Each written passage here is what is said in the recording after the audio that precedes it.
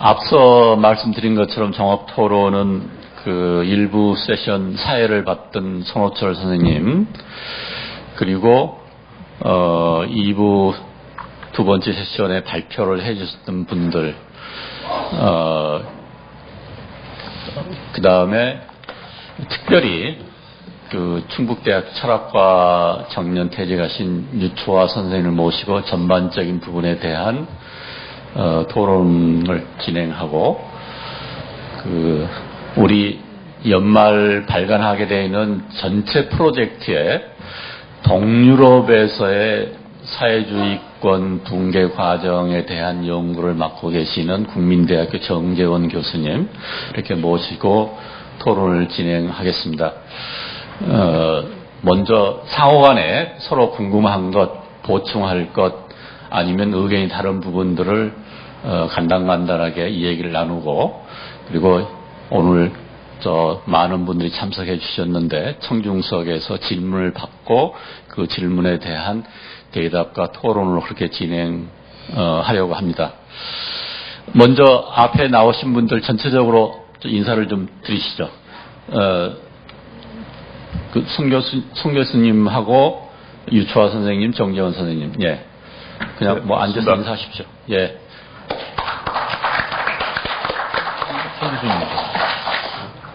제가 제 소개를 안 드린 것 같은데, 저는 그 가톨릭 대학에서 한국사 강의를 맡았다가 작년에 정년 퇴임을 했습니다. 이 학술단체 협의회는 87년 6월 항쟁의 성과로 우리 사회에 많은 변화가 있었습니다만, 그 중에 특히 학술적으로는 민주적이고 진보적 사회 발전을 위해 애쓰는 학자들이 많이 양성됐습니다. 그분들을 모아서 만든 단체가 학술단체 협의회입니다. 거기에는 정치학, 경제학, 사회학, 역사학, 문학, 여성학, 혹은 뭐 농촌경제 등등 다양한 분야의 젊은 그리고 진보적이고 민주적인 패기 있는 학자들이 모여서 만들었습니다. 그때 그 만드는 과정에 제가 참여를 했었고, 처음부터 그 대표를 맡아서 몇 년 동안 같이 활동을 한 인연이 있습니다. 그 인연으로 오늘 여기까지 오게 됐습니다. 그리고 지금 이 자리에는 좀 아주 귀한 분들이 여러 분 와 계십니다.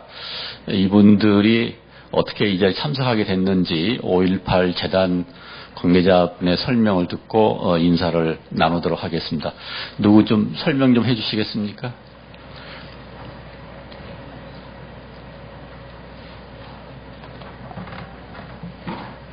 네, 안녕하십니까. 5.18 기념재단 교류연대 팀장 정린이라고 합니다.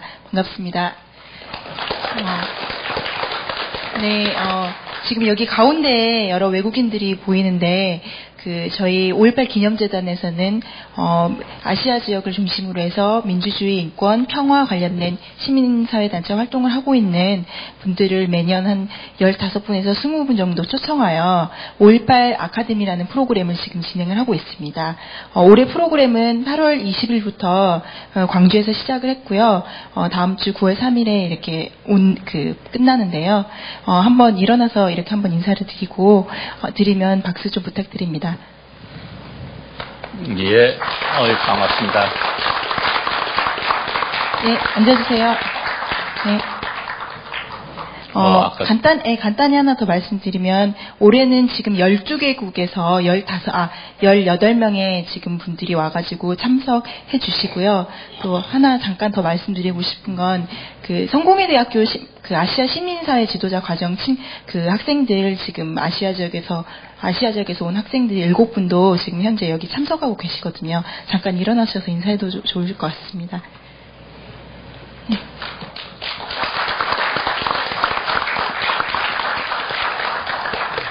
네, 감사합니다. 예, 반갑습니다. 문자 그대로 실질적인 국제 학술 회의가 되는 것 같습니다. 아까 질문하신 것 보니까 보통 수준이 아니신 것 같고, 더욱이 5.18을 매개로 해서 동아시아, 서아시아 그 민중들이 같이 똑같은 역사 문제를 고민하고 성찰하고 뭔가 교훈을 찾는다는 건 굉장히 의미가 깊을 것 같습니다.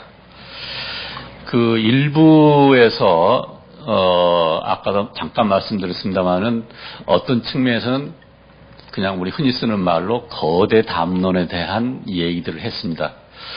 제가 개인적으로 그 린드 교수에게 질문했습니다만 저도 아까 그 린드 교수님 발표에 전적으로 공감을 합니다. 어떤 측면에서는 우리가 일본과 과거사에 매달려 있는 사이에 일본도 손해고 우리도 손해고 나아가서는 동아시아도 그것 때문에 어떤 측면에서는 부정적인 영향을 받고 있고 그것은 더 나아간다면 세계사적인 흐름에 있어서도 결코 바람직한 현상은 아닙니다. 그런데 이제 워낙에 그 문제가 우리의 발등에 떨어져 있는 부분이기 때문에 뻔히 그게 한계적이고 뭔가 극복해야 된다는 걸 다 알면서도 우리의 감정이 쉽게 그 부분을 벗어나지 못하는 측면이 있는 거죠. 이런저런 측면이 있지만 우리 스스로는 그런 얘기를 할 수가 없습니다. 그러나 외국인 입장에서는 그런 얘기를 충분히 할 수 있고 또 우리는 그 얘기를 의미 깊게 들어야 할 필요가 있을 것 같습니다. 그런 부분을 5.18 문제와 엮어서 저희들이 학술대회를 열고 있는 부분에 대한 깊은 이해를 바랍니다. 이런 점과 관련해서 우선 유초아 선생님께서 우리 앞서 진행을 맡았던 성호철 교수에게 대신해서 문제 제기를 해 주시기를 부탁드리겠습니다. 유초아 선생님은 아까 다가 선생하고 아마 형제가 아닐 것 같아요. 생긴 모습이.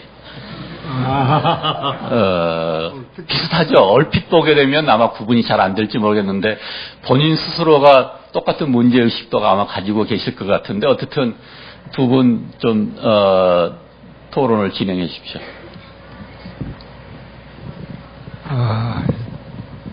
예. 충북도에 있었던 유초하입니다.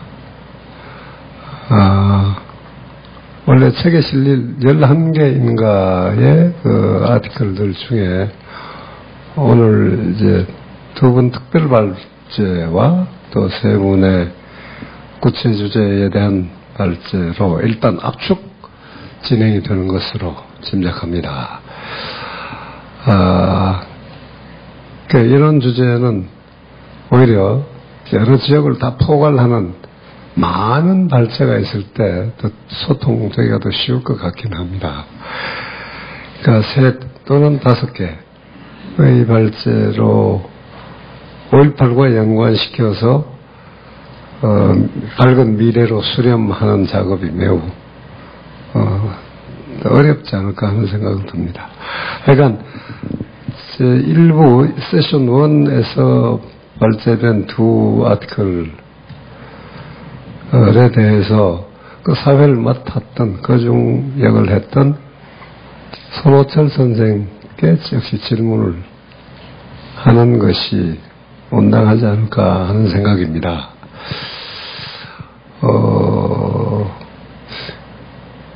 가령 워낙 길게 이야기를 한 거니까 사과 프레임에서 인권 프레임으로 나갈 필요가 있다 하는 이 문제는 누구나 우리가 공감을 할 수 있습니다. 근데 문제는 중국이건 한국이건 여러 남쪽 아시아의 여러 나라에서 간에 그 일본에 대해서 과거의 진실을 솔직하게 고백할 것을 계속 요구하는 것은 과거 그 자체만의 방점이 두어져 있는 건 아니라고 생각이 드는데요. 결국 오늘과 미래에서 일본이 나가고 있는 길이 일본 시민 일반의 의식이나 태도와는 달리 아무래도 권력 쪽에서는 이 경제와 군사력을 묶어서 새로운 강국으로 나아가고자 하는 데 있다라고 보이는 것인데요. 이 점을 직접 지적하기가 어려워서인 것인지, 그래서 그 부분은 계속 일단은 괄호 속에 묶어두고 이야기가 되어 온 것 같습니다. 결국 그 점에서 일본에 대해서 우리가 요구하는 것은 진실을 인정하라 하는 게 첫 번째일 것이고, 오늘과 내일에 있어서 인류 공동의 가치, 민주, 인권, 평화, 이것에 진실된 자세로 합류해내는 나라로 서게 될 것을 부탁하는 것이라고 라는 생각을 합니다. 이 점이 과연 어떻게 풀릴 수 있을 것인지, 이 인권이라는 화두만으로 그게 포괄적으로 유효한 대화 채널을 형성할 수 있을 것인지, 약간 어딘가 조금 미흡한 데가 있지 않을까 하는 생각이 듭니다.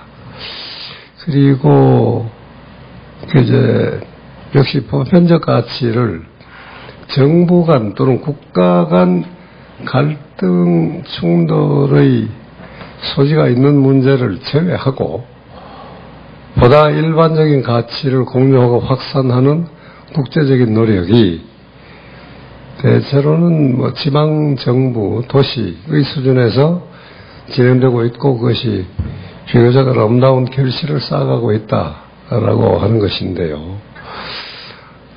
이것이 현실적으로 저게 민족이 되었건 국가가 되었건 간에 실제로 힘을 가진 주체가 결국 정부가 궁극적으로는 동의하고 적극적으로 협조해 나가는 것을 통하지 않고는 사실상 국제적인 결실이 이루어지긴 좀 어려운 점이 있을 텐데, 특히 지방정부 정도가 아니라 가령 시민사회 단체로서라면은 국제협력이 훨씬 더 쉬울 수는 물론 있습니다. 그런데 그것이 미래 자산으로 넘겨줄 수 있는 구체적인 성과로 이어지기 위해서는 역시 어떤 공공성, 이때 공공성은 그냥 단순한 커뮤니티 또는 커먼 영역이라기보다가 오피셜리티를 의미하는 겁니다. 국가의 중심 권력의 개입이 어떤 식으로든지 필요할 텐데, 이것이 과연 어느 정도까지 될 수 있을지, 이런 문제를 모더레이터를 하신 손호철 선생께서는 어떻게 보시는지를 좀 듣고 싶습니다. 예.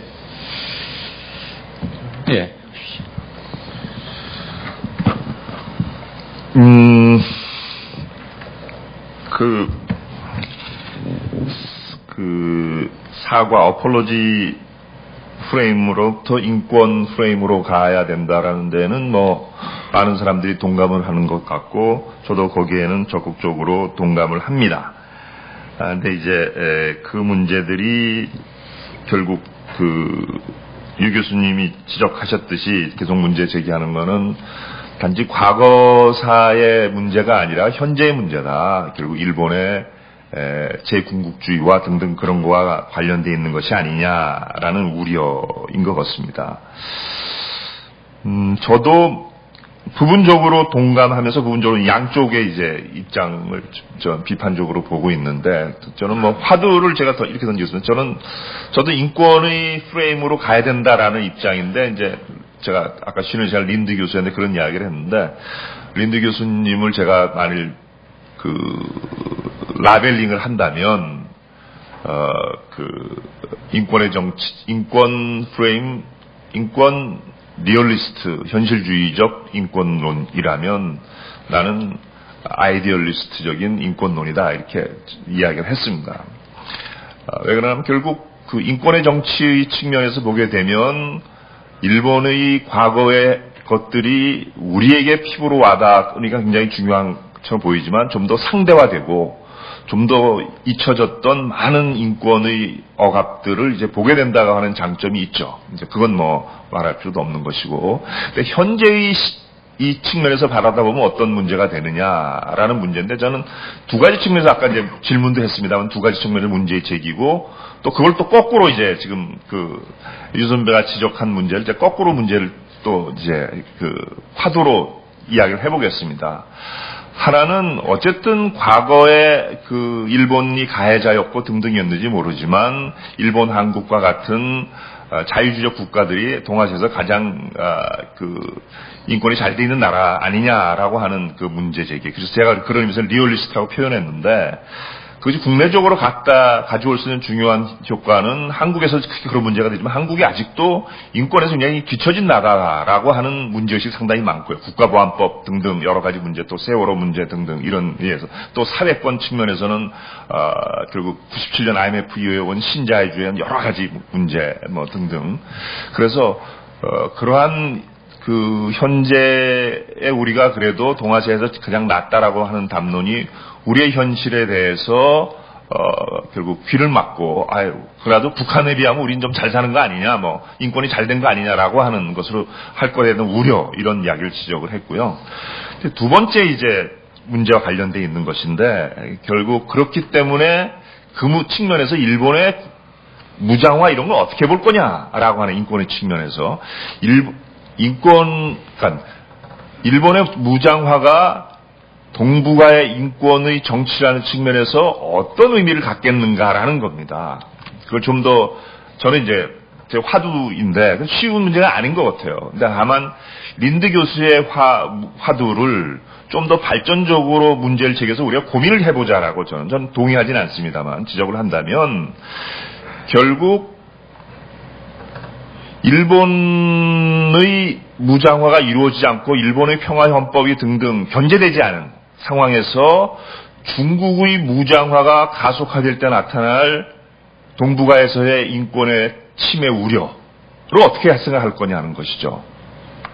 라면 결국 그것에 대한 발안서로서의 일본의 결국 평화헌법의 개정 이런 것들을 바라다 봐야 돼. 그게 아마 미국의 시각인 것 같아요. 미국의 시각이 바로 그런 것이고 리버럴한 시각이 이제 그런. 다르게 이야기한다면 일본의 재무장화와 그것에 따른 인권의 침해에 대한 우려를 상당히 보고 있으면서 과거의 역사성 때문에 중국과 한국이 과거사에 대한 목소리를 같이 하고 있지만 그것들이 일어날 수 있는 새로운 중국의 강대국화 견제되지 않은 권력으로서의 다양한 그 인권에 대한 위협들을 보지 못하는 효과를 갖고 있지 않냐라는 것이 아마 미국의 문제의식인 것 같고 그래서 어쨌든 그런 일본의 재무장화 그다음에 중국의 무장화 등등 이런 문제들을 저는 충분히 인권의 정치 시각, 인권 프레임에서 볼 수 있다고 보여지는데 그것이 아까 얘기한 대로 상대적인 상대적으로 레스 이블의 시각에서 사물을 보는 리얼리스트 시각을 저는 대하기보다는 좀 더 아이디얼리스트 시각에서 전체적으로 다 이것이 동북아가 평화 군축으로 가는 인권으로 가는 그런 해법을 찾아야 되는 것이지 결국 군사력을 군사력으로 견제하는 방식, 리얼리스트적인 방식을 저는 좀 택하고 싶지는 않습니다. 제가 그런 얘기합니다만 결국은 한국에서도 자주국방 이야기가 있었어요. 근데 자주국방이라는 게 한국에서 무슨 의미가 있겠는가를 저는 생각을 해요. 과연 중국군의 엄청난 수백만의 군사력, 소련, 그다음에 미국, 일본 이 가운데서 한국이 얼마만큼 군사력을 키워야지만 자주국방을 할 수 있겠는가. 그런 의미에서 결국 아이디얼리스트인지 모르지만 발본적인 발상의 전환, 결국 군축을 통한 군비 견제를 통한 어떤 평화가 아니라 반론적인 평화로의 어떤 인식 전환을 어떤 식으로 이룰 것인가라는 측에서 접근해야 되는 게 아닌가 하는 생각을 합니다. 이상입니다. 예. 유 선생님 다른 질문 있으세요? 그 세션 2에서 나왔던 것에서요. 지금 최정기 선생님 여기 계시죠? 그 5.18이 열흘 동안에 그 시민의식이 변화했고 어떤 의미에서 뭐 성장도 했고 하는 그런 양상을 잘 보여주셨는데요. 그 약간 더 넓게나 더 멀리 보면 5.18은 한국민중운동사, 민주투쟁사의 중요한 한 봉우리일 텐데요. 그건 뭐 동학에까지 거슬러 올라가거나 아니면 4.19 정도에서부터 보더라도 그동안 나름대로 의미를 쌓아온 성과를 이루어온 운동들을 한 단계 발전시킨, 고양시킨 시민을 단순한 그 n분의 1의 시민으로서만이 아니라 보다 민주사회의 본격적인 주체로서 다시 각성하는 그런 변화를 일궈낸 것이라고 봐야 할 겁니다. 그러니까 갑자기 튀어나온 것이라기보다가 그 이전까지 부마항쟁에 이르기까지의 한국민중운동을 본격적으로 더 발전시켰다 이렇게 봐야 되겠죠. 그러니까 더 단순화시켜서 볼 때에 짧게 열흘 정도만 보면은 광주 시민의 자연 발생적인 저항이고 항쟁이었다라고 볼 수도 있지만 그 열흘 동안에 보여준 모습은 실제 훨씬 더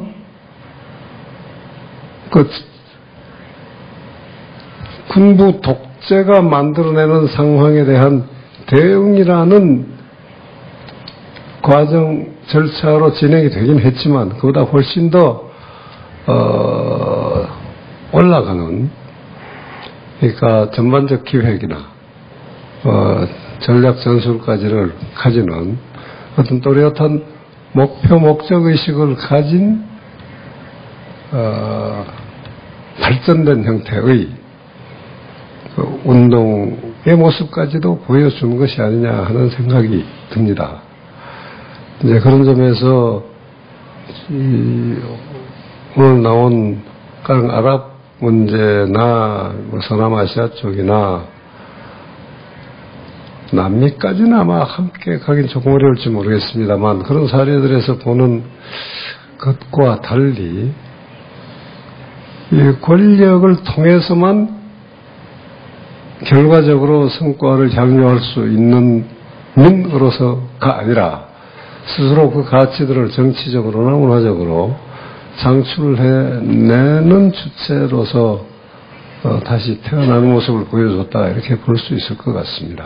네, 질문을 그냥. 예, 그런 점에서 광주의 이 운동이 어떤 요소가 있었길래 이런 점을 포괄할 수 있었을까를 혹시 좀 말씀해 주실 수 있을까요? 그냥 짧게 질문하는 것으로 의미가 충분히 드러난 것 같습니다. 예, 아마 유치원 선생님이 정답을 다 알고 계시면서 저한테 그냥 너도 그렇게 생각하냐 뭐 이 정도 내지는 너 그런 거 아냐 이런 말씀 같습니다. 그래서 저한테 주어진 주제와는 지금 다른 질문이셔서 예, 한 가지 확실한 것은 이제 저희들이 자꾸 뭐 운동을 할 때 어떤 대표를 두고 죄송합니다. 여기 많은 분이 대표이실 것 같은데 대표가 꼭 그 구성원의 의사를 대변하는 것처럼 이야기하는 많은 운동 방식이 있는데요. 5.18 당시에는 그렇게 대표가 별로 없었던 것 같습니다. 그 대표가 있더라도 순식간에 바뀌고 뭐 이런 운동 그래서 아마 하나 굉장히 고양된 형태의 운동이었다라고 생각하고 발전된 운동이다라고는 저도 동의합니다. 이제 이게 발전이라는 말은 조금 제가 근데 좀 거부감이 있는데요. 어떤 운동 성과가 이어서 그 뒤로 계속 어떤 더 나은 모습이 되는 게 아니라 그때그때 다른 모습을 보이는 거고, 그런 의미에서 아마 이제 5.18은 하나의 사건으로서 좀 더 우리가 좀 더 접근해야 되지 않을까, 이런 정도 생각을 갖고 있습니다. 대체적으로는 유철 선생님이 주장하신 것에 동의를 하고 있습니다. 예. 우리 정재원 선생님, 동유럽 사례와 광주나 한국의 민중운동과 비교해서 특별히 좀 이렇게 짚어서 설명하실 부분이 있으면 간단히 설명을 하시고, 또 최정희 선생님 질문이 있으시면 질문을 하셔도 되고요. 예, 안녕하십니까. 저는 국민대학교라고 하는 학교에 러시아학 전공을 하고 있는 정재원이라고 합니다. 저는 이제 사실 동유럽이나 옛 소련 국가의 이제 체제 전환 이후에 관심이 있는 사람인데요. 그 부분을 얘기하기 전에 조금 저는 이제 그 지역으로 좀 집중해서 얘기하기보다는 여기 특히 외국에서 오신 많은 분들이 계시기 때문에 조금 우리가 5.18이라는 그 자체에 대한 어떤 해석이나 그런 것도 좋지만, 오늘 마침 아랍 민주주의에 대한 얘기가 나왔기 때문에 전 세계적으로 벌어지고 있는 곳곳에서의 민중들의 프로테스트라고 하는 게 좀 우리가 어떻게 해석을 해야 될까 하는 걸 좀 약간 저 나름대로 좀 화두를 좀 던지고 싶습니다. 그 문제 제기를 좀 하고 싶은데요. 그러고 나서 이제 동유럽에 대해서 좀 얘기를 하도록 하겠습니다. 일단은 너무나 잘 아시겠지만, 저는 이제 만약에 저는 아까 이 자리에 토론자가 제가 좀 질문드리고 싶었던 분이 아까 아랍 민주주의에 대해서 말씀드린 이희수 선생님이신데 안 계셔갖고 좀 그런데요. 일단은 시리아나 리비아 케이스의 어떤 예외성에 대해서 얘기를 하셨는데, 저는 그거에 대해서 좀 반대적으로 얘기를 하고 싶습니다. 일단 굉장히 모순적인 두 가지인데요. 하나는 우리가 지금 곳곳에서 벌어지고 있는 그런 어떤 독재에 대한 저항 같은 거를 우리가 나라마다 다르고 지역마다 다르지만 공통되게 일관된 부분들이 있다는 걸 찾아야 될 것 같습니다. 바로 하나는 세계 자본주의 체제 속에서의 소위 미국을 중심으로 한 세계의 주요 센터, 그러니까 월드 캐피탈리스트 시스템 안에서의 소위 주로 서구 중심부 국가나 혹은 트랜스내셔널 캐피탈 같은 그런 이들의 어떤 세계 지배 전략, 또 하나는 석유와 가스, 그걸 더 획득하고자 하는 어떤 그런 지정학적인 그런 흐름 속에서 봐야 되는 것이 있다고 생각합니다. 물론 모든 국가에서의 어떤 저항들이 그 속에 있지는 않지만, 일단 그걸 우리가 놓치면 안 된다고 생각을 하고요. 당연히 그 속에서 굉장히 부패하고 독자적인 국가의 아래로부터 어떤 그러한 민주주의에 대한 요구를 이들이 추동하는 부분도 있죠. 또 일부 NGO까지 리버럴한 NGO까지 포함해서 그런 부분도 있습니다. 그런데 그렇다고 해서 이제 너무 그쪽에다 강조로 둬가지고 마치 그런 부분만이 문제인 것처럼 하는 것도 문제가 있다고 생각합니다. 그래서 즉 과거에 조금은 사회주의적인 그런 형태를 띈 국가든 아니면 완벽한 우익 독재, 군부 독재 국가든 그 안에서 민중의 저항이라고 하는 것은 일어날 수밖에 없다고 생각합니다. 만약에 그것이 이데올로기를 떠나서 분명히 여러 가지 뭐가 문제가 있기 때문에 일어나는 것이죠. 아까 이 선생님이 약간 모순된 말씀을 하셨지만 중동 국가들 같은 경우는 약간 의료나 교육에서 그런 것들 일부 보조를 해준다고 하지만 그러지 못한 국가들도 상당히 많습니다. 그렇기 때문에 그러한 부분들이 결국 이제 민중의 저항이라고 하는 부분들은 그게 상대적으로 어땠든지 간에, 또 혹은 외세의 어떤 개입, 아주 노골적인 어떤 그런 자신들의 이익을 위해서 외세가 개입을 하든지 어떻든지 간에 굉장히 민중의 저항은 그 자체로서 분명히 의미가 있다라고 저는 이제 보고요. 그래서 외세의 개입만으로 민중의 저항은 일어나지 않는다. 이게 민중의 이제 그런 극단적인 저항은 일어나지 않는다고 보고, 그래서 이제 어떤 클랜이나 어떤 트라이브, 부족 간의 갈등에 대한 과도한 어떤 집중이나, 물론 그것도 굉장히 중요합니다. 또 시아파와 수니파의 갈등, 그것도 굉장히 중요하지만, 그런 두 가지 어떻게 보면 굉장히 모순적인데 그것을 잘 봐야 된다고 생각하고요. 그 과정 속에서 어떻게 보면 동유럽과 구소련에 대한 얘기는 마찬가지입니다만은 그들이 저항을 하고자 할 때 저항의 이데올로기로 삼고 있는 것들이 굉장히 우리가 볼 때 황당해도 그는 우리가 인정할 수밖에 없는 부분이 있다는 것이죠. 가령 동유럽의 과거의 구사회적 국가들은 자신들의 어떤 저항의 이데올로기를 우리가 볼 때는 황당한 자본주의, 자유주의, 신자유주의적인 그런 자유주의까지도 포함해서 얘기를 했었습니다. 그러나 그들의 입장에서는 그게 그럴 수밖에 없는 그 어떤 한계가 있었던 것이죠. 따라서 이들의 또 혹은 요즘에 문제가 되고 있는 이슬람 그 펀더멘탈리스트 같은 경우도 우리가 뭐 비판을 할 수 있습니다만 그들이 처음에 그걸 저항의 이데올로기로 삼을 수밖에 없는 그런 여러 가지 한계성들이 있다고 생각합니다. 그렇기 때문에 그런 측면을 봐야 되는데 물론 제 말은 그렇기 때문에 무조건 그 저항 세력이 다 옳다라는 얘기는 절대 아닙니다. 그래서 어떻게 보면 굉장히 극단적으로 뭐 말이 안 되는 것들 최근에 제가 우크라이나 사태 때문에도 좀 얘기 많이 하게 됐는데 그 우크라이나의 저항색들이 갖고 있는 굉장히 그 파시스트적인 그런 면도 있습니다. 굉장히 그 극우적인 민족주의가 있는데 그들이 그렇게 될 수밖에 없었던 여러 가지 역사적 맥락을 좀 봐야 된다고 생각하기 때문에 그렇고 또 그렇기 때문에 바로 그러한 한계성으로 인해서 소위 민주화라고 하는 정말 피를 흘렸지만 그 이후에 부르주아 야당한테 권력을 줄 수밖에 없는 상황이라든지 아니면 굉장히 뭐 말도 안 되는 그런 상황, 아까 이집트에서 다시 군부 독재가 돌아왔는데 그렇게 지지를 할 수밖에 없는 상황들, 뭐 그런 것들을 우리가 좀 더 그 각 국가의 그런 특이성들을 좀 잘 살펴보면서 뭐 그걸 지지하라는 뜻이 아니라 그러한 한계를 좀 얘기해야 되지. 그 민주화라고 이렇게 피를 흘렸는데 민중이 권력을 갖지 못하고 엉뚱한 사람한테 줬다. 이런 좀 약간 그 뭐랄까요, 좀 모력사적인 그런 비판은 좀 옳지 않다라고 생각이 듭니다. 여기서 이제 한 가지 더 복잡한 것은 바로 동유럽과 구소련인데요. 여러분 너무나 잘 알다시피 한 20몇 년 전만 하더라도 그 지역에서 일어나는 저항에 대해서 굉장히 극단적인 평가가 있었습니다.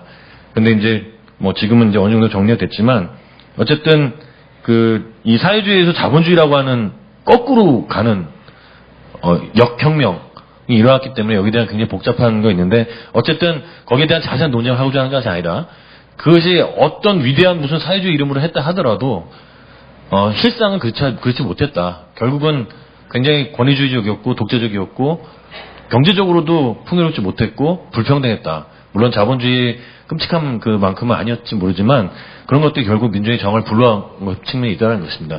그래서 뭐 미국이 선동하고 서구가 선동하고 그런 것도 있겠지만 그 자체로서도 민중이 저항을 하지 않을 수 없는 그런 상황이었다는 것을 좀 얘기를 하고 싶습니다. 그래서 굉장히 그 모순적인 지점들을 잘 찾아 나가는 것, 굉장히 다른 것. 어떤 집단은 극우 민족주의자들이 되고 어떤 사람들은 종교 근본주의자가 되고 어떤 사람들은 신자유주의자가 되는 것들이 그렇게까지 아주 모순적이진 않다. 물론 그걸 극복하기 위한 그 다음 단계의 운동은 필요하지만 그 시점에서 우리가 봐야 될 부분들은 평가해야 될 부분들은 따로 있다 이렇게 좀 생각이 듭니다. 이상입니다. 예. 그 질문을 제가 부탁을 했는데 질문 없이 그냥 설명을 해주셔서 더 고맙습니다. 시간이 한 30분 정도 남아서 그 마이크를 좀 한 2, 3분. 마이크를 청중석으로 제가 질문을 받겠습니다. 질문 받기 전에 손 선생님 간단히 뭐 코멘트 좀 먼저 듣고요. 아까 질문 속에 나왔던 이야기인데 광주에서의 아주 공동체의 열흘간의 중요한 체험 이야기가 있었고요. 그래서 사실은 그것이 굉장히 중요한 화두이긴 한데 사실 제가 이제 쓰고 있는 글 중에 내용이기도 하고요. 사실은 절대 공동체의 문제, 그 다음에 인권, 평화 이런 것들이 광주의 중요한 정신을 하고 있다면 그 반대편에 있는 거는 최근에 교황이 잘 지적했듯이 신자유주의라고 볼 수 있습니다. 근데 사실 그걸 직접적인 계기라고 볼 수는 없지만 부마 항쟁과 5.18 이것들이 박정희 정권이 70년대 외채 산업화를 추진하다가 제2차 5.16 쇼크의 실패로 결국 부도가 나게 되고 그런 바람에 결국 IMF로부터 돈을 빌려오면서 신자유주의 정책을 처음 우리나라 최초로 들어오게 되는 상황이어서 기업들의 부도가 이어집니다. 이제 그런 맥락에서 사실은 5.18과 부마항쟁이라고 하는 일랑성 쌍생화가 일어나는 것이고요. 사실 러시아 전공하시는 분이 제가 좀 관심 있는 것도 그런 것인데 사실 비슷한 상황이 폴란드입니다. 폴란드에서 솔리더리티가 왜 생겼나 하면 동아시아 국가들이 외채를 들여다가 산업화에서 성공하는 걸 보면서 자기네들도 돈을 빌려다가 그렇게 하려고 실행을 했는데 제2차 5.16 쇼크가 옵니다. 제2차 5.16 쇼크 때문에 결국 부도가 나서 폴란드가 결국 IMF로부터 구제 금융을 받는데 거기서 제일 요구한 게 이중고가제 폐지입니다. 그래서 빵값을 4배로 올리게 되고 그렇게 돼서 이제 거기에 저항에 일하는 게 솔리더리티고 소련 동부의 몰락의 중요한 어떤 계기가 되는 거고요. 북한도 사실은 똑같은 걸 했는데 북한은 그렇게 안 하고 그냥 외채를 띄어먹은 것이죠. 그 길로 간 것인데 그 신자유주 가져던 3가지 다른 길이라고 할 수 있는 이제 그런 것인데 근데 이제 그 참 곤욕스러운 현실을 이제 보게 되는데 광주의 정신이 그렇게 절대 공동체와 인권, 그 다음에 평화, 그래서 신자유주의 반대가 된다면 사실 5.18이 제도화되고 5.18이 승리하는 과정은 역설적으로 신자유주의가 승리하는 과정과 같이 이루어졌다는 것입니다. 그것이 왜 김대중 노무현 정부가 들어서면서 5.18의 정신을 계승하고 발전시키고 등등 했는데 또 역설적으로 97년 IMF와 함께 권력을 잡게 됨으로써 사실상 김대중 노무현 정부는 신자유주의 정책을 본격적으로 추진할 수밖에 없었고 그런 의미에서 사실 신자유주의 그러니까 5.18 정신에 가장 반대되는 그러한 정책들이 동시에 이루어지는 그런 역설을 보게 되고 그것이 어떻게 보면 지금 한국의 현실, 그 다음에 5.18의 현실을 이해하는 가장 중요한 핵심적인 딜레마가 아닌가 싶습니다. 예. 이따가 질문 다 받고 나서. 누가 다 하는 얘기지만 역사가 일직선으로 변화하지는 절대 않습니다.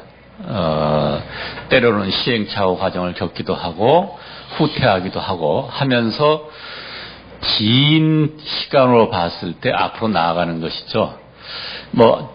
일단, 몇 분 질문을 좀 간단히 받고 그 답을 하면서 추가적인 설명을 드리도록 하겠습니다. 질문은 본인의 의견은 좀 사양해 주시고요. 그냥 단순 명료하게, 질문만 해 주시기를 부탁드리겠습니다. 질문하실 분이 있으시면. 아까 내가 임진택 선생님한테 예우를 드렸는데, 여전히 질문이 살아있습니까? 할 말은 좀 한 1분 내로 줄여주시고 질문만 좀. 예, 먼저.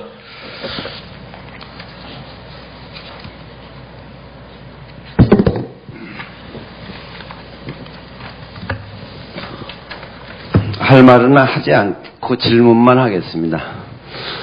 아까 여기 참가하신, 청중석에 계신 분 중에 2분이 질문을 하셨었어요. 아까 이희수 선생님 계실 때. 그때 처음 질문을 하신 분이 질문하신 내용에 대해서 이희수 선생님이 답변을 안 한 채로 가신 것 같아서 제가 오히려 그 질문의 의의를 그 질문하신 분한테 좀 물어보고 싶습니다. 아까 얘기 중에 이제 이희수 선생님 내용 중에 세계적으로 유명한 3분의 그 민주 지도자 이름들이 나왔어요. 만델라와 또 저희 나라와 그 다음에 수지 여사였던가요? 그렇게. 그래서 저희가 생각하기엔 통상적으로 존경할 만한 민주 지도자 이렇게 지금 생각하고 있었던 그 부분에 대해서 그 질문자가 그러한 분들로 인해서 어떤 걸림돌이 오히려 있었다라고 어떤 의사표시를 했었어요. 그래서 그것이 어떤 의미인지 그분의 나라에서 겪은 일이나 어떤 그런 것들과 관련해서 어떤 생각을 갖고 계신지 좀 궁금했었습니다. 예. 혹시 아까 질문하셨던 분 지금 우리 임 선생님 질문에 대한 설명이 맞는지 그리고 맞으면 본인의 생각이 왜 그랬는지 좀 간단히 짧은 시간 내에 설명을 해 주실 수 있습니까? Yeah. Basically, I just forget the question like this. What was my real question at that time? But my main question was that because the revolution at that time in the Libya came by the militancy, there was no real leadership was present at the ground level, just like as a Mandela and as you mentioned others. So I feel that because of the militancy situation, I was just explaining. Sorry for this one. So yeah. So I feel that there was no revolutionary leadership was there. That's why the situation goes worst. So, Professor, you got my question, might be? 예. 오케이. 우리 임 선생님이 좀 오버해서 이해를 하셨는데 굉장히 중요한, 그건 질문자의 생각보다는 평소에 임 선생님이 가지고 있는 생각을 질문자한테 투영을 해서 본인의 의견을 말한 것 같습니다. 사실상 김대중 씨를 언급했는데, 제 생각을 좀 간단히 말씀드리면, 한국은 4.19, 5.18, 6월 항쟁, 세계사적으로 굉장히 다름 말 이야기만 격렬하고 의미 깊고 화려한 민중 저항 항쟁을 했습니다. 그러나 그 어느 경우도 지도자가 따로 있어서 항쟁을 지도해내지를 않았습니다. 그게 한국 민주화 운동의 중요한 특징 중에 하나이죠. 그런데 뒷날 그 항쟁의 성과를 몇몇 정치인들이 자기의 성과로 치환하는 과정 속에서 항쟁의 의미가 훼손되는 경우들이 많았습니다. 아마 그런 뜻으로 우리 임 선생님이 얘기를 하셨는데, 어쨌든 굉장히 중요한 지적을 해 주셨습니다. 일단 그 부분은 그 정도로 정리를 하고 다른 질문 받겠습니다. 예, 우리 린드 선생님 질문. Thank you. I'm so impressed by how much experience and knowledge there is in this room and also in the May 18th Foundation.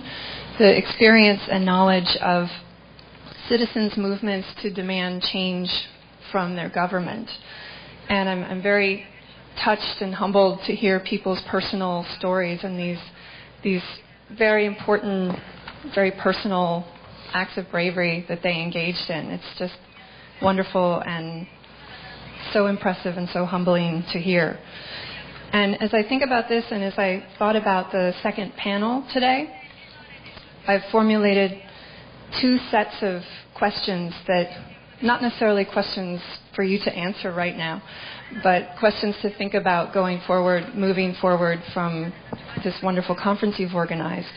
So one set of questions is to ask, what are the kinds of measures or policies that could have been helpful to you, to the people engaging in these movements on the ground, while you were engaging in these activities? Policies or measures by other countries or by citizens in other countries. So what was helpful? What was not helpful? What was maybe harmful? Very unhelpful.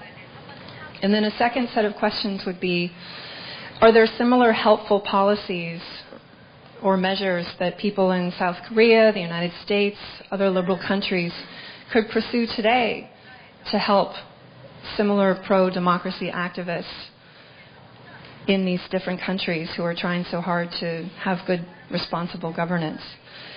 But then, of course, how, if it's possible at all, how one would tailor such measures to suit the local conditions, the local circumstances, the local culture, the local politics.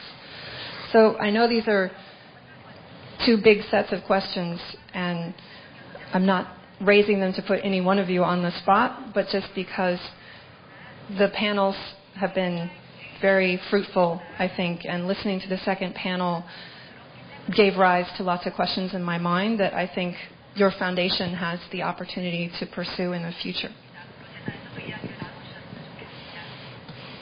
예, 고맙습니다. 혹시 방금 린드 선생님 질문은 이따가 적당한 기회에 코멘트가 나오면 그걸 답을 하고 아니면 제가 한두 마디 답 드리는 것을 정리하고, 지금 당장에 답을 드리기는 좀 쉽지 않을 것 같습니다. 다른, 질문하십시오.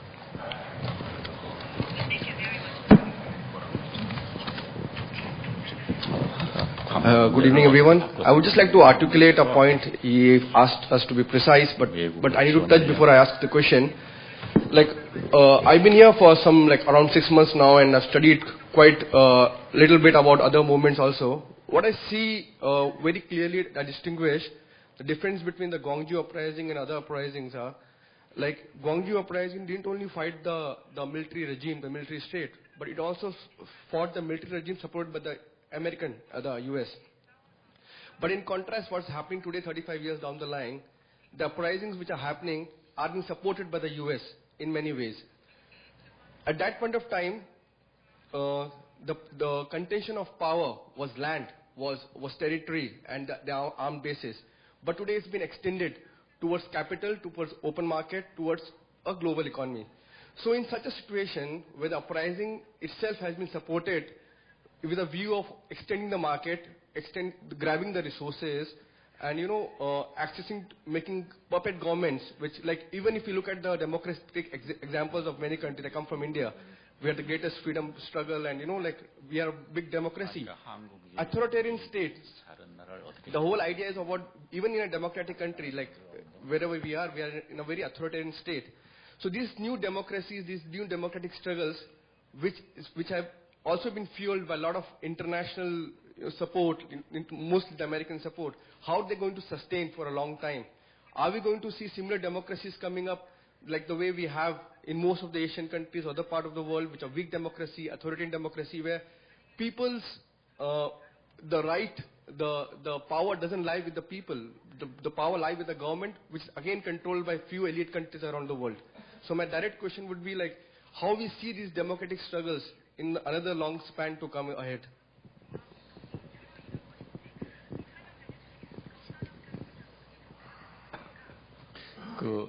앞에 앉아 있는 저희들 또 토론자 발표자들이 굉장히 난감합니다. 왜냐하면 이 모든 세계의 민중 저항이나 민주화 운동이나 아니면 사회 변동의 그 문제에 대해서 다양한 견해들이 나오는데 그걸 총괄해서 일률적으로 답변 드리기가 쉽지 않을 것 같습니다만 우리 배성희 선생님께서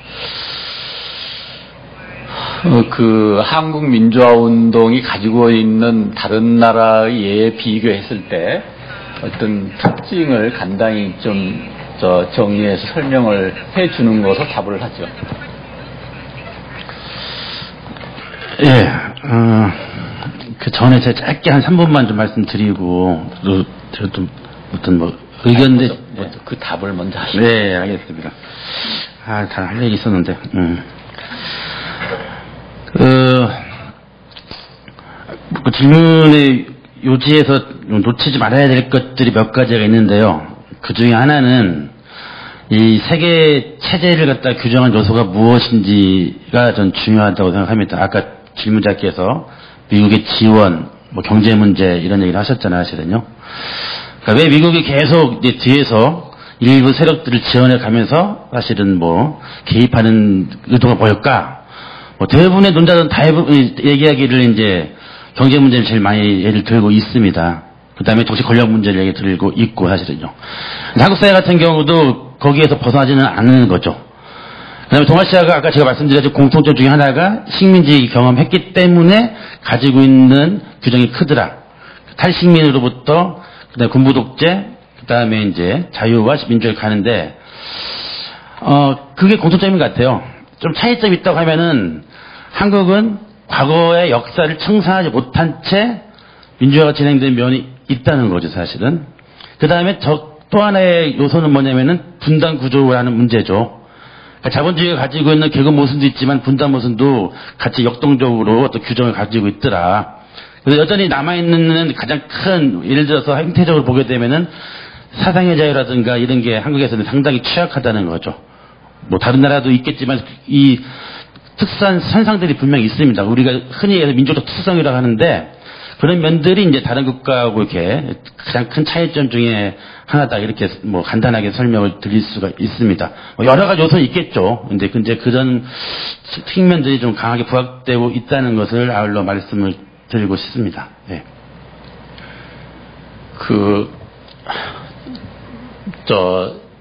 제가 조금만 부연을 드리겠습니다. 아까 그 아랍의 경우도 마찬가지지만 우리나라 경우도 사실은 그 항쟁의 배경 가운데 우리가 놓치면 안 되는 부분이 외국 세력의 개입입니다. 한국은 구체적으로 미국이죠. 다 알다시피 항쟁 기간 동안에는 항쟁에 참여했던 절망적인 상황이 있었던 시민들이 어디에 의지했냐면 미국의 지원에 의지를 했습니다. 그래서 미국의 항공모함이 부산항에 정박을 해서 전두환 그 쿠데타 군들을 저지할 것이다 하는 것이 시민들의 희망의 메시지였죠. 근데 저는 광주항쟁 끝난 이후에 광주항쟁을 정리하면서 얻어낸 역사적 교훈 중에 우리가 놓치면 안 되는 가장 중요한 부분은 한국의 민주적 발전을 위해서 한국의 인권의 궁극적 성장을 위해서 미국 문제를 극복하지 않고는 해결책이 없다. 미국이 한국에 대해서 하고 있는 역할에 대한 근본적인 성찰이 없이는 그동안에 미국에 전적으로 일종의 의지했던 그런 사대적 생각 가지고는 한국의 민족 발전 불가능하다 하는 것을 항쟁이 끝나고 2달 후에 나온 문건 속에서 제기를 했고, 그래서 지금은 광주 항쟁하게 되면 곧 우리가 반전두환뿐만이 아니라 반미 운동의 시작이다. 저는 우리 역사에서 굉장히 중요한 부분입니다. 그래서 아까 미국의 지원이 있었지 않느냐, 혹은 린드 교수가 한국 민주화 운동이 외국을 어떻게 지원할 것이냐 하는 부분에 있어서 우리는 발상의 전환을 해야 된다고 생각합니다. 우리가 외국을 지원한다고 그러면 오늘 주제가 평화와 인권입니다. 각기 모든 운동의 층위는 다릅니다. 아랍에서의 민중저항과 동유럽에서 민중저항과 중남미에서 민중저항과 한국의 5.18 운동에 저는 단계, 수준, 층위가 다 다릅니다. 그러나 한 가지 공통적인 것은 바로 인권 문제다. 그리고 아까 다가 교수가 이야기했습니다. 전쟁에 반대되는 평화가 아니라 폭력이나 억압이 없는 평화다 하는 거죠. 그 점에 있어서는 동유럽이든 중남미든 아랍이든 한국이든 공통적이다. 그러니까 결국 인권 문제에 있어서 이런 과정을 통해서 우리가 좀 더 명확한 목적의식을 가지고 접근한다 그러면 그게 결국 다른 나라의 민주화 운동, 다른 나라의 민중 저항을 우리가 공유하고 공감대를 형성하고 협력하는 것이라고 생각을 하는 거죠. 앞서 그 질문의 의도를 제가 정확하게 파악하지 못했는지 모르지만 외국의 지원이라는 부분은 적어도 광주 항쟁에 있어서는 좀 적절하지 않는 질문인 것 같다 하는 측면에서 말씀을 드렸습니다. 예, 다른 질문 받겠습니다. 예, 질문 받겠습니다.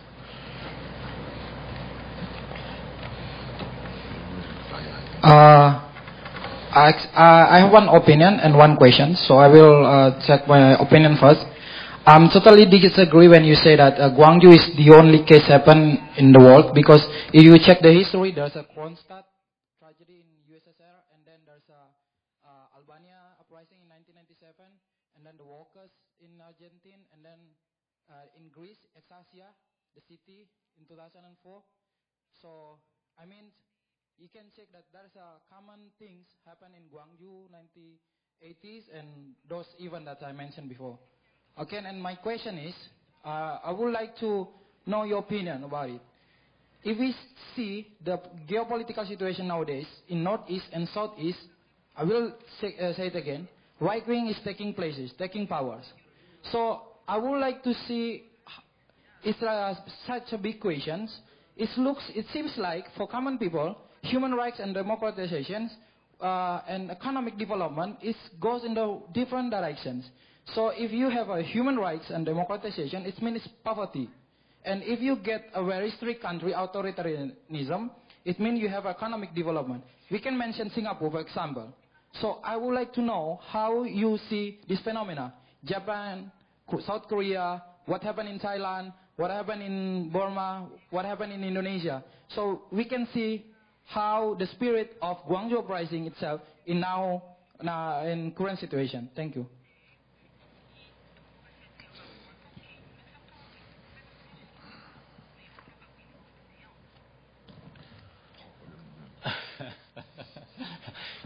일단 좀 나머지 질문을 조금 더 듣고 같이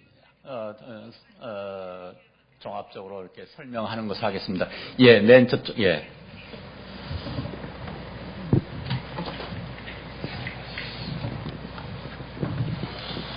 예, 다음에, 예. 예, 고맙습니다. 5.18 정신을 민주주의와 관련해서 생각을 해볼 때는 민주주의의 발전이라는 것, 그 한 가지로 모든 것을 다 해석하려고 하는 경향이 저는 있다고 보여집니다. 그런데 5.18 재단의 기본적인 어떤 출발점 또는 5.18 정신에 대한 해석, 여기에 있어서 대단히 중요한 또 하나의 점이 있는데 그것은 바로 대동정신, 다른 말로 하면 공동체 정신이라고 생각을 합니다. 지금 바로 앞에 질문하셨던 분께서 경제 발전을 말씀을 하셨지만은 경제 발전과 이 공동체 정신이 서로 엇박자가 나갈 때 그 경제 발전이라는 것은 결과적으로 말하면은 삶의 질의 상승을 이끌어내지 못하고 빈부 격차가 더 격심해지고 그것의 어떤 다른 한 측면 부패가 더 심각해지고 이러한 문제가 있다고 생각을 합니다. 그러니까 민주주의라는 것이 이 공동체 정신과 함께 가야 되는 것이 아닌가 이런 관점에서 질문을 드리려고 했는데 앞에 분이 이제 그런 문제의식을 또 말씀을 하셔서 그런 관점에서 좀 말씀을 듣고 싶습니다. 시간이 10분밖에 남지 않아서, 아까 손을 드셨던 두 분 질문을 먼저 받고요. 우선 앞에, 먼저. 짧게 질문을 해 주십시오. Well, I'm happy to hear many experience learning over many uprising. But my question is how Korea is going on in the democratic region now.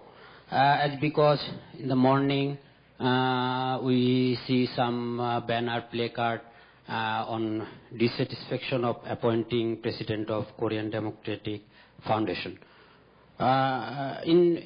Also in my country, in Bangladesh, democratic regime, democratic government, not following appropriate rule in the democratic on the higher position of democratic institution.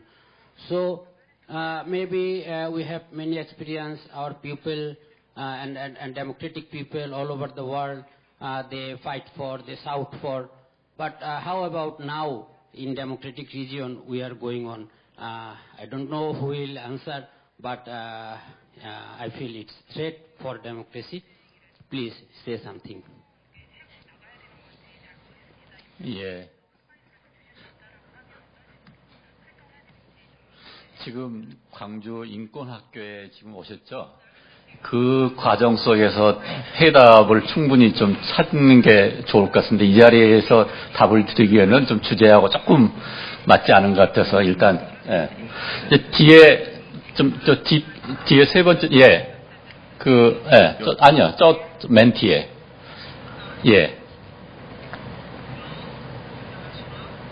Thank you so much. My question is about the Arab Revolution. That Arab Revolution was started with the hope of the human rights and democratization, and later it was by the international politics. It was converted into the radicalization, as you mentioned that Islamic radicalization is hijacked it. So my question is that what you are looking that how the people were very hopeful at that time revolution and looking for their rights and democracy towards the move, but now you are looking at rising of the ISS, rising of Al-Nusra Brigade, rising of the conflict in Libya, in Syria, in Yemen. So how it will be going on, because the people's hope become destroyed. Those people who take out such kind of the revolutions, there might be killings where we occur. So many people are killed, activists are killed, many fly. So how you are looking the future in these countries, because of the democratization now is become, I feel like this way, that finished. How you thinking like this way, the future of democratization in these countries?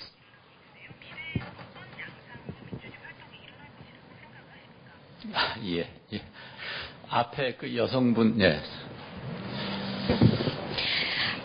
My name is Bushra Khalik and I'm from Pakistan. And can I ask one question to Ms. Lind? Actually, I raised my hand during that session, but it was missed due to the shortage of time. My concern and question is that since the U.S. presence in Afghanistan and in Pakistan through the supporting military regimes and through the creating militancy to fight against the Russia in Afghanistan has created a lot of political and social and economic problems in that region also. And it has done collateral damage, particularly by the U.S. drone attacks in that area.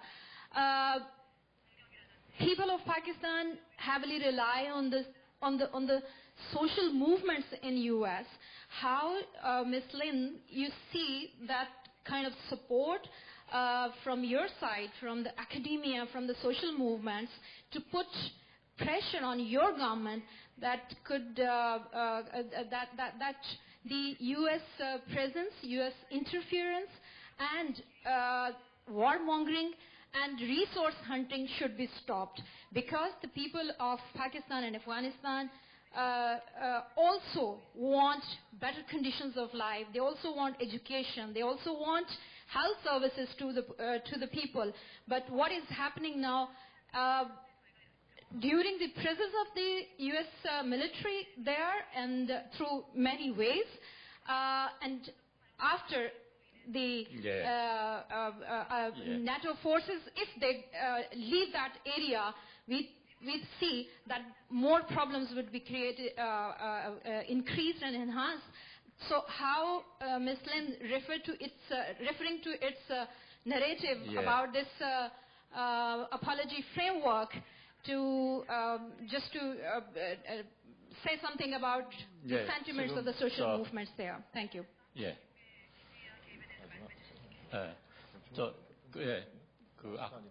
라스트. 네. 마지막 질문 받겠습니다. 예. Thank you so much. It is a pleasure to listen all the eminent panelists, and I'm really grateful for all the panelists. And it's very lively discussion.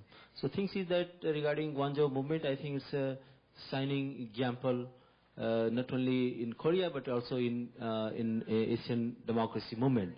And democratization is kind of it's a global wave, and it is irreversible. It's in Arab. Nobody thinks of before 10 years in that in the Arab world also there will be a wave of democratization. Even though there are problems and challenges, and democracy, freedom and human rights, it is a challenging process. And it is a process. It's not like a finished, like event. There is no perfection of democracy, and it's going on. But thing is that, it's not only it's creating institution and procedure and framework. It's not sufficient. We need to, it's like periodical election things only. We not only procedural democracy, what you need, a genuine democracy. Democracy which empower people, which give voice to the people, and which provide credibility to the institutions. Like today we heard that in Democracy Foundation, the person was appointed who has no track record. So things is that, so I'm wondering in Korea, it's very, economically it looks very developed. So what are the current situation? How vibrant the civil society is, how the spirit of democracy is still alive, how free the media is, how, whether there is a free market of idea or not. So I'm just wondering what is the current situation of democracy here in South Korea. 예, 고맙습니다. 예. 시간이 부족한 게 정말 아쉽습니다. 지금 설명 저희들한테 큰 도움이 될 것 같습니다. 린드 교수한테 1분 제가 시간을 드리겠습니다.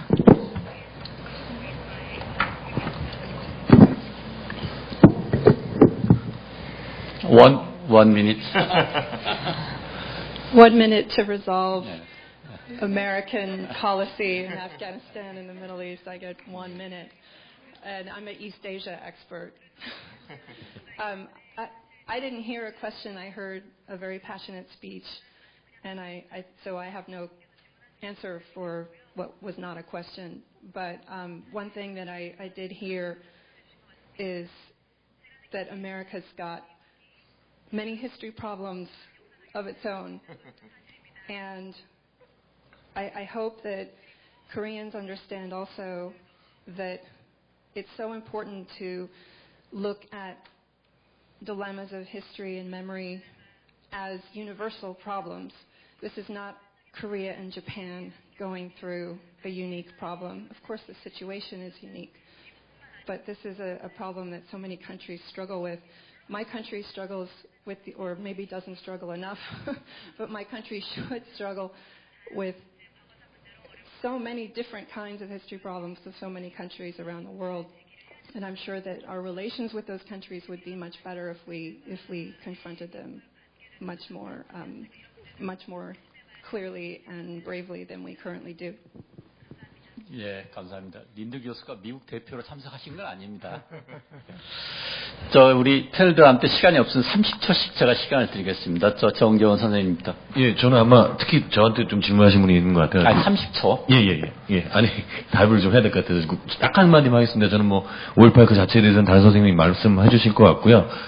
중동 문제에 대해서 제가 전문가는 아닙니다만, 아주 딱 한마디로 말씀드리자면, 물론 그 종교적인 부분이 많은 발전을 가로막고 있는 것 같습니다. 저는 개인적으로 종교를 인정하지만, 어쨌든 그렇게 봅니다. 그렇기 때문에, 아주 이상적인 얘기지만, 중동 지역에서도, 좀 레프티스트적인 그런 대안들이 좀 나와야 되지 않나. 물론 그것은 과거의 그런 소련과 같은 형태를 따라하는 것이 아니라, 그 이후에 전혀 다른 형태의 그런 얼터너티브, 대안이 나와야 되지 않나 이렇게 생각됩니다. 그 외에는, 굉장히 그 중동에서 민주화로 한 것이 그 당시에 봉기는 있을 수 있지만, 지속 가능하지 않다.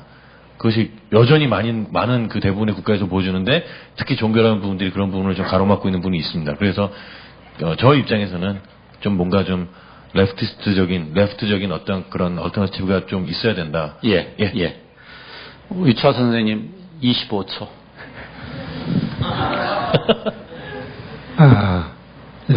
향후의 운동이 좌다 우다의 명확한 정통주의랄지 근본주의에